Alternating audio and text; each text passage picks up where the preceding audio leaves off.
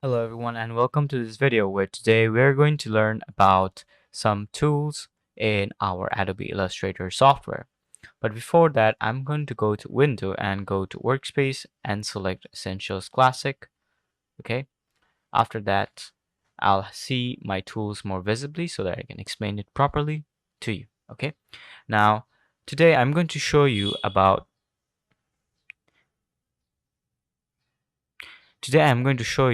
how to Today I'm going to show you what the tools you have to use in order to learn about all the tools in Illustrator that will help you create stunning artwork. Now, remember, Illustrator tools help you create and refine your artwork with speed, precision, and ease based on your expertise and requirements. Pick your tools or a combination to draw, paint, reshape, and much more. Okay? Now, you will notice that when you open a document in Illustrator, okay, the default toolbar appears on the left side of the screen. It's set includes of multiple tools that you frequently need while working in Illustrator. Okay. Now you'll notice that when I hover my mouse over it, it will show the tool description, as you can see over here, for a direct selection tool. And if you press and hold the icon, it will reveal more hidden tools, or you can just right click over here to show more hidden tools. Okay. And afterwards, if you want to pop out these tools in a different window pane, you can do that as well by clicking on this. And now you can see that I have my direct selection tool and group selection tool in a separate window. Okay, let's cut it. And now if you want to edit your toolbar, then you can always go to these three buttons over here, and you can see that it says edit toolbar. You can click on it and you can see that it will show you all the types of tools that is available and all the options that you want to show. Okay, as you can see, this is what it looks like. All right, now the types of tools in Illustrator can be divided into 6 categories, and you can use them to draw your illustrations. Okay, so first we have the drawing tools. Okay, now what the drawing tools will help you do is basically it will help you to draw and edit objects and paths and create perspective. You can also add symbols and graphs to your artwork. Okay, now the first drawing tool we have over here is the pen tool, which lets you draw connected lines, curves with precision using anchor points and direction handles. Then we have the pencil tool. Okay, where's the pencil tool? Yes, then we have the pencil tool over here, which will let you draw freehand paths like drawing with a pencil.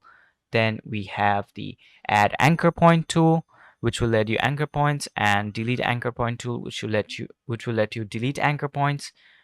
Then afterward we have the anchor point tool over here, which will convert from corner points to smooth anchor points and adjust direction handles if smooth. After that, we have the curvature tool over here, which lets you draw and edit connected lines and curves easily using anchor points. Okay. After that, we have the line segment tool, which lets you draw line segments, and then the arc tool, which will let you draw arcs, the spiral tool, which will let you draw spirals and rotate them to adjust your size. And then after that, we have the rectangular grid tool, which will let you add rectangular grids, polar grid tool, which will let you add polar grids containing concentric circles and radial divisions. And then after that, we have the rectangle tool, which will let you draw rectangles and squares, rounded rectangle tool, which will let you draw rounded rectangles. I mean, basically rectangles with rounded corners, ellipse tool, which will let you draw ellipses and circles, polygon tool, which will let you draw polygons up to 1000 sides, star tool, which will let you draw stars up to 1000 arms, flare tool, which will let you add flare objects that have brighter center, a halo, rays, and rings. Okay. After that, we have the paintbrush tool, which will let you apply brush strokes freehand. Then we have the blob brush tool, which will let you draw filled shapes freehand. Okay. Then we have our smooth tool, which is right over here, the smooth tool, which will let you draw over an existing path to smooth it. And after that, we have the path eraser tool, which will let you erase parts of the segment by drawing over the path. Okay. Then we have the join tool, which lets you join two paths together to create a single path.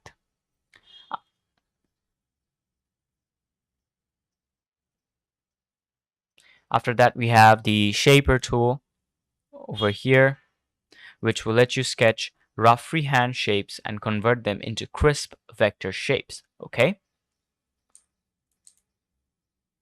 All right. Okay. After that, we have the symbol sprayer tool, which will let you create multiple instances of a symbol picked from the symbols panel. Then we have the symbol shifter tool, which will let you rearrange symbol instances in a symbol set. After that, we have the symbol scruncher tool, which will let you adjust the spacing between symbols instances and in a symbol set. After that, we have the symbol sizer tool, which lets you resize symbols instances. After that, we have the symbol spinner tool, which lets you rotate symbol instances. Then we have the symbol stainer tool, which lets you gradually change the hue of symbol instances or symbol shapes. After that, we have the symbol screener tool, which lets you adjust the transparency of your symbols. Then we have the symbol styler tool, which will let you apply a style from the graphic styles panel to symbol instances. Okay. Then over here, next we have the graph or graph tools to choose from. Okay. And the first graph tool that we're going to discuss over here is basically the column graph tool. And then we already know what column graph means. Then we have the stack column graph tool, which will let you create a column graph with partitions that corresponds to components of the whole. Bar graph tool, which will let you create a graph with data presented as horizontal bars. And the stacked bar graph tool, which will let you create a bar graph with partitions that correspond to components of the whole. After that, we have the line graph tool, which lets you create a graph with lines connecting individual points of data, showing the data trend. Then we have the area graph tool, which will let you create a graph with lines connecting individual data points and fills the area below the line with a solid color. Then we have the scatter graph tool over here, which will let you create a graph using the x and y axis values. After that, we have the pie graph tool, which lets you create a graph using the x and y axis values. Okay. Then we have the scatter graph tool, which will let you create a graph using the x and y axis values. And after that, we have the pie graph tool, which will let you create a circular graph with slices corresponding to the proportions of components of data.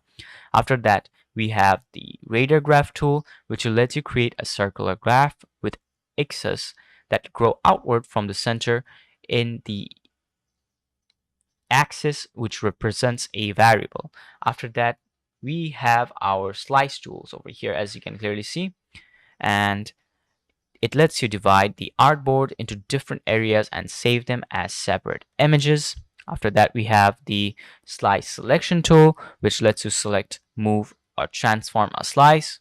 Then we have the perspective grid tool, which shows you how to with the perspective grid tool, which lets you show, move, and adjust the perspective grid, and it will also help you to create 3D images in our Illustrator software. Then we have the perspective selection tool, which will let you select, move, scale, and duplicate objects that are in the perspective grid tool, or bring an existing object into the perspective grid tool. Okay. Now that we are done with our draw tools, let's go ahead with our next type of tools, which is the type tool. Okay.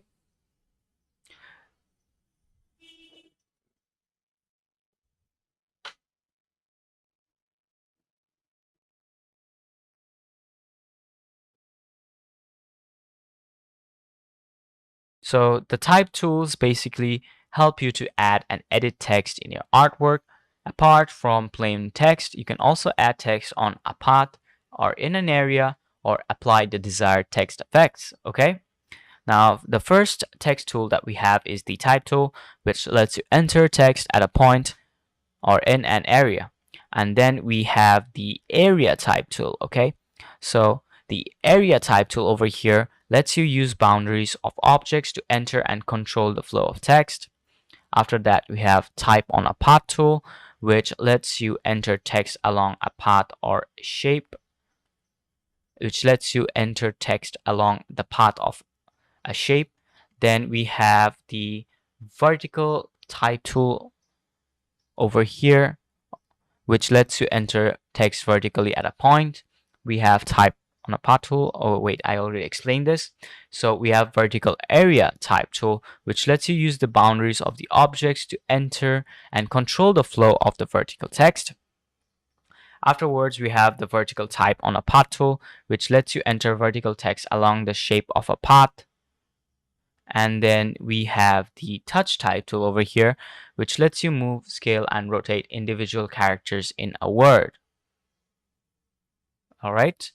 So let's go ahead and go to the next type of tools that we have, which is basically, let's go ahead and teach you the selection tools. Okay. So what do the selection tools do? The selection tools help you before you work on your artwork because you need to select some of or all of its elements. Okay. So the select tools let you not just select but move, rotate, scale, and transform your artwork with varying degrees of precision. All right. Now the first selection tool that we have is the selection tool, which lets you select an object or a group of objects to move and resize them. All right. Then we have the direct selection tool over here, which lets you select anchor points and path segments to reshape objects. Then we have the group selection tool over here, which will let you select an object within a group or a group of objects within a parent group. After that, we have the magic wand tool, which will let you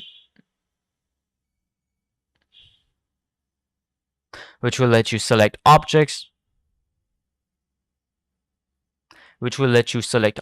that share an attribute like color and opacity. Okay.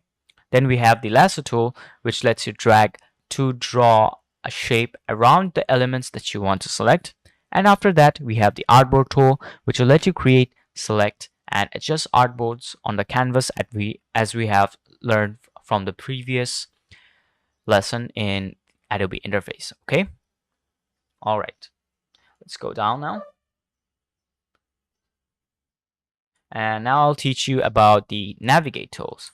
Now, what the navigate tools basically do is let you focus on an area of your artwork, and you can perform basic actions like zoom in, zoom out, rotate and view your object, drag the artwork, or also add grids to work on the canvas. All right.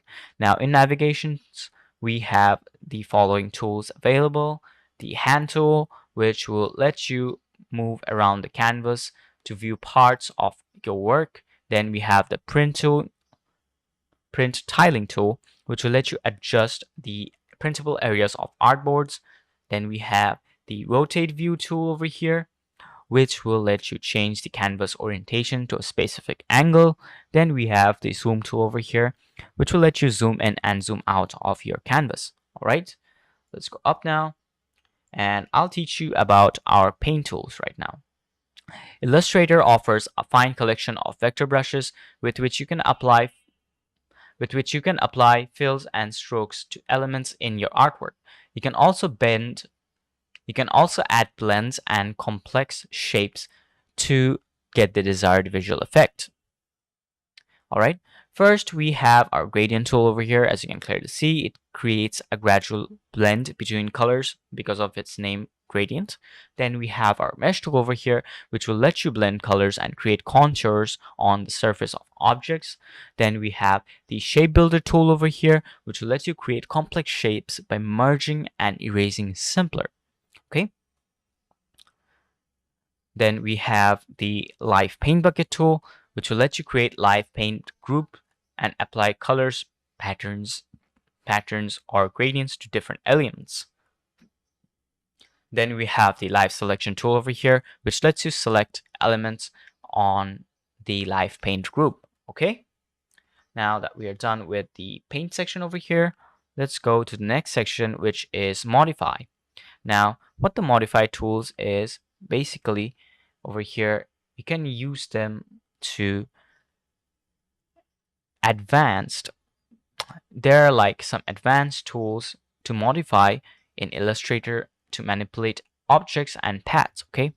Now, for your reference, the rotate tool lets you rotate an object around a reference point. The reflect tool lets you flip an object over a reference point. Okay. And then the scale tool over here lets you slant or skew an object relative to the reference point. The reshape tool over here lets you shape a path relative to an anchor point on the path. And then the width tool, we know that it changes the thickness of your strokes. Okay, now after that we have the warp tool, which lets you shape an object inward or outward. The twirl tool, which lets you twirl an object around a reference point. The pucker tool, which lets you stretch or shrink an object to give a spiky appearance. And the blow tool, which lets you stretch or shrink an object to give a rounded appearance. The scallop tool, which will let you add rounded projections on an object's outline. The crystallize tool, which will let you add spiky structures on an object's outline. The wrinkle tool, which will let you add wrinkle structures on an object's outline. The puppet wrap tool, which will let you add pins to warp an object. After that, we have the free transform tool right over here. Okay, and the free transform tool basically lets you distort an object freeform. The measure tool lets you measure the distance between 2 points. It is very important. Then the eyedropper tool, which I use all the time, lets you pick a color from one object and apply it to another. Then we have the blend tool, which lets you blend objects or paths together. The eraser tool, which lets you remove parts of the artwork. And the scissor tool, which lets you split a path or at a segment or an anchor point. The knife tool, which lets you cut objects out. And text, which lets you cut out objects or text along a freehand path. Okay, so now we're done with the navigate, type, modify, and also the paint, draw, and select tools. So now we know that we have 5 types of tools and what each of them do. And what I'll do now is basically end this video, and in this Illustrator resource, I'll basically give a list of all the tools that I have just explained to you about. Okay, so thank you for watching this video in which I explained what all the Illustrator tools interface does. And I almost forgot about these 2 tools over here.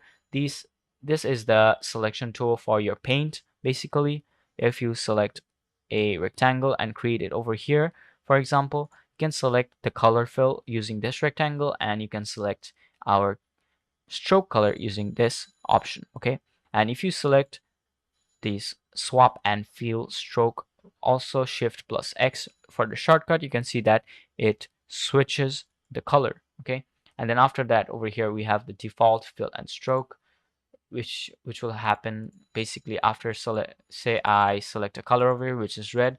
Okay, and now if I select this, it will turn it back to black and white.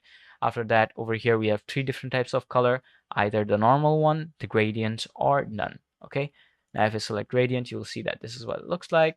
Select color, and this is none. Okay, after that we have the Draw normal, draw behind, and draw inside. This will help you to draw your objects when you're trying to create a design in Adobe Illustrator. And then we have the change screen mode, which I already showed you in the first video, which will help you to change presentation mode or full screen modes over here. And afterwards, we already know what this does. So thank you for watching this lesson, and I'll see you in the next video.